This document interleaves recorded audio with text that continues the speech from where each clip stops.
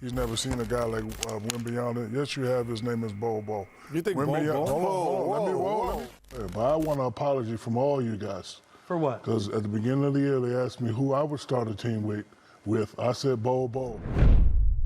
Shaq was totally wrong about Wemby, but he still denies it. The Spurs are a horrible team this year, but as an individual, Victor Wembanyama is pretty much living up to what NBA fans were promised. The most hyped rookie since LeBron. But Shaquille O'Neal is still saying things like, He's never seen a guy like Wembyama. Yes, you have. His name is Bol Bol. Wembyama is just way more consistent than Bol Bol. Bol Bol is the first 7'4" guy that we've seen come out with the handle, shoot the threes. Yes, y'all acting like y'all ain't never seen a guy like that before. Bol Bol's the first guy. That's all I'm saying. Shaq's point was that Wemby isn't the first guy we've seen who is well over 7 feet tall, can handle the rock, and shoot threes. And it's sort of true, both Wemby and Bol Bol are complete unicorns, the types of which we've never seen in NBA history. You could maybe say Kristaps Porzingis, he's got the three-pointers and the size and the blocking ability, but no handles. When you look at Wemby and Bol Bol, you see the same body type. But now a third of the way through Wemby's rookie season, the comparison couldn't be farther off. Wemby is leading the league in blocks, he's gone toe-to-toe with the NBA's elite, and he's doing everything asked of him, except, winning basketball games. Can he win Rookie of the Year over Chet? Stay tuned to find out. But Shaq still won't let it go. After a game where Bol Bol dropped 11 points and 9 rebounds in 20 minutes against the Blazers, Shaq reminded us all that he saw this coming. Again, for dropping 11 and 9. Wemby has done that in all but 10 of his 30-plus games this season. Shaq doubled down on his comments while chatting with Sports Illustrated. You see this guy and you go, oh my God, he's the first. He's not the first. Bol Bol was the first to do that. That's all I'm saying. So I will never backtrack on what I say because I speak from facts. But this isn't the first time Shaq's been way too high on Bol Bol, the son of NBA fan favorite Manute Bol. Way back in 2019, Bol Bol was coming off an incredible college year at Oregon. 21 points, 10 boards, almost 3 blocks a game, while shooting 56% of the field and a mind-boggling 52% on 3-point attempts. He missed a lot of games, but people were still really high on him. There was another high-profile prospect that year. You might have heard of him, Zion Williamson. The freshman was a physical specimen, only 6'7", but stronger, faster, better than anyone around him. How else can an undersized power forward shoot 68% from the field? But Shaq wasn't all that impressed. In a pre-draft interview, he was asked who he would pick if he were starting a franchise today. Shaq chose Bol Bol. Now you can take that with a grain of salt. Shaq literally coached Bol Bol when he was playing with Shaq's son. Have a stake in a franchise, who are you starting your franchise with? I don't even think I'd go with Zion. Believe it or not, I would go with Bol Bol because him and Sharif are friends, and I've seen the potential of what this kid can do. Now a few years later, Zion's stock is lower than it's ever been. He is out of shape, chronically injured, and those brief moments where we saw him being the best player on a 1 seed are long gone.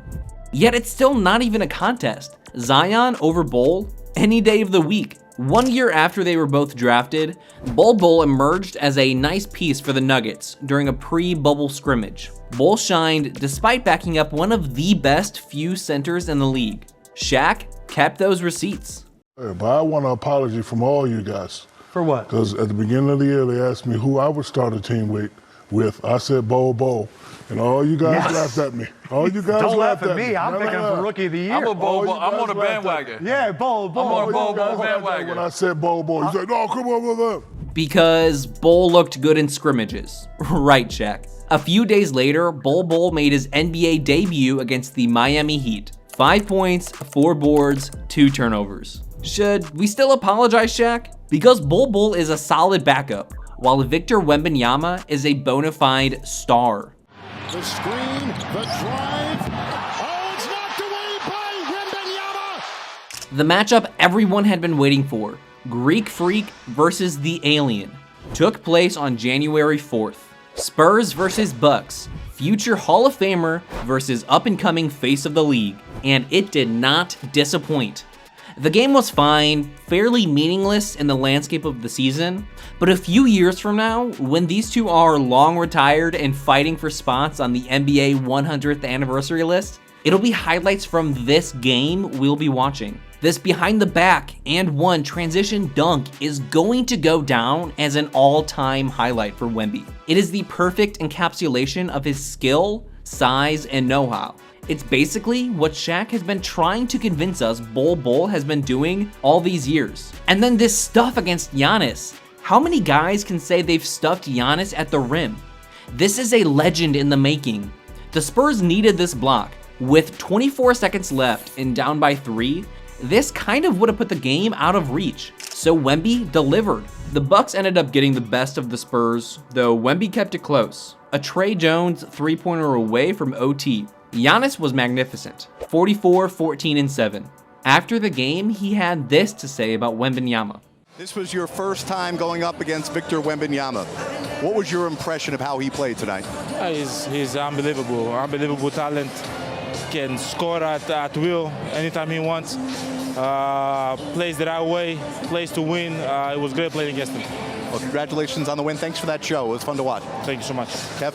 Our producer. Wemby had a monster game of his own, 27 points and 5 blocks in the narrow loss, coming on his 20th birthday, which might be the scariest thing about Victor Wembanyama. He's only 20 years old. Back on December 8th, he became the youngest player to have a 20-point, 20-rebound game in the NBA. On January 10th, he became the youngest center to have a triple-double, 16 points, 12 boards, and a career-high 10 assists. Last Friday, he started the third quarter against the Hornets, scoring 12 straight points, 3 dunks, a 3, and a layup. The man was balling. He always brings it against the best players in the NBA. In his 4th and 5th games of the season of his career, he matched up against the Suns and KD, fellow unicorn. The Spurs, who are not good outside of Wemby, took both games against the finals hopefuls. In that second game, Wemby dropped 38 points, still a career high. He was also scheduled to play LeBron and the Lakers in back-to-back nights in December. LeBron sat that first game, but then Wemby still had to face Anthony Davis, probably the league's premier big man defender. The Lakers got the 3-point victory, but Wemby still dropped 30 points on the brow. The next game, Wemby finally matched up against LeBron, and he got the win. His 13 points, 15 rebounds, 5 assists, and 2 blocks helped end the Spurs' losing streak at 18, which, frankly, is the negative of Wemby's rookie season. His team is not winning any games. Now, no one really expected this team to be all that good. After all, they had the #1 pick for a reason. Historically, it's hard for the first pick in the draft to end their seasons in the playoffs. Sure, you've got guys like James Worthy, who was only on the Lakers because their owner was just smarter than everyone else. Or Tim Duncan, whose team shelved their best player the year before to tank for Timmy. Or Markelle Fultz, who had played on the team right as Joel Embiid was coming back after missing 2.5 seasons. But for the most part, generational talents missed their first year in the playoffs. LeBron, AD, Bill Walton, Patrick Ewing, Yao Ming, and even the big man himself, Shaquille O'Neal, all missed their debut postseason. So can Wemby reasonably win Rookie of the Year over a guy like Chet Holmgren? Chet is putting up huge numbers on a really good team that might make the finals. 18 points, 7 boards, 3 assists, and 2.5 blocks per game on awesome shooting splits, including over 40% from deep. Wemby's stats are similar. He's got much more of an offensive burden, considering he doesn't have a first-team All-NBA guard playing beside him like Chet does. Wemby's got 19 points, 10 boards, 3 assists, and 3.2 blocks per game. His shooting numbers aren't great, 45% from the field as a 7'4" skilled player, and then 29% from deep. Both are similar conceptually, skilled bigs who protect the rim, but play more like forwards despite their height. So who wins Rookie of the Year? Wemby's obviously got the narrative. Before he was even drafted, he was the favorite. He's about to be the first player to lead the league in blocks as a rookie since Manu Bol, Bol Bol's father, way back in 1986, and Wemby's a hair away from being the first 20-10 with 3 blocks player since Shaq, way back in 2000. but Chet is winning games. At the end of the day, how much does winning matter for this award? Now, we already know it's gonna be a close race. Which do you think will win out in the end? The narrative or the wins? Let us know in the comments. You know what's not close? How much better Wemby is than Bol Bol. Bol's playing for the Phoenix Suns, who are a disappointment this season, hovering around 500 after a much hyped offseason. They dumped Chris Paul, who resuscitated a dead franchise, to create a big three, because apparently Phoenix is living in 2012. Now you can't really put that on Bol Bol. He's playing 7 minutes a game. That said, the guy Shaq compared to Wemby is only playing 7 minutes a game. Despite a few nice nights, like the one Shaq talked about against the Blazers, Bol isn't ever going to be an important player on an NBA roster. He had a nice start to last season with the Magic, with fans hoping he'd finally turn the page and become the guy we wanted him to be, but he never was. It takes more than physical makeup to be a great NBA player. Here, you can see Bol make a good ball fake to get open, and then he dishes it out to Booker. A player with Bol's level of skill could have pulled up for a mid-ranger, or ideally attacked the basket for 2 points and a foul, because he had James Harden on him. Instead, he launched it out to Booker, a bad pass that allowed Book's man to close, but still got the tough step back to go in. It looked like the right play in real time, but shouldn't Bol have taken advantage of the mismatch? These post-CP3 Suns are so ISO-centric, they rely on making tough shots. Even when you have guys like KD and Booker, who might be the two best players in the league at taking tough shots, it gets old. Great teams create open shots.